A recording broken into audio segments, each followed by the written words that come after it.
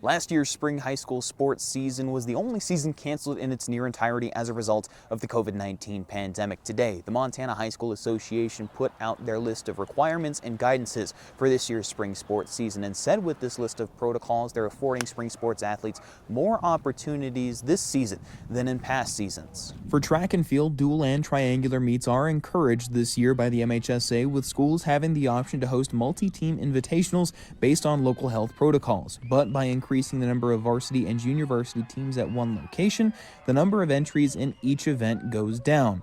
For softball, the Montana High School Association is encouraging teams to host double headers. Multi-team events can be held again based on local protocols as long as there are multiple fields available and the ability to distance and avoid commingling with teams and fans from different areas.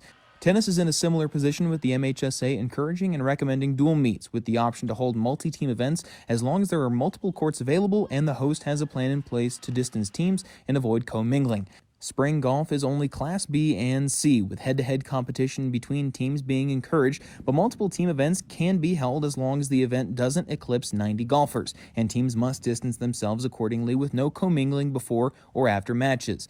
The fan situation is still in the hands of schools and the administrators, as they have to submit plans for each sporting event based on the local protocols set in place by each county. And unlike the winter sports season, if a team is forced to quarantine and cannot compete, those matches or meets will be declared a no contest. As a result of this, the Montana High School Association has not put out guidelines on the postseason for the spring, as they're waiting to see how the season plays out before making that decision. Class B and C golf was able to start on March 17th. Track and field, softball, and tennis are able to start on March 26th. Reporting in Helena, Sam Hoyle, MTN Sports.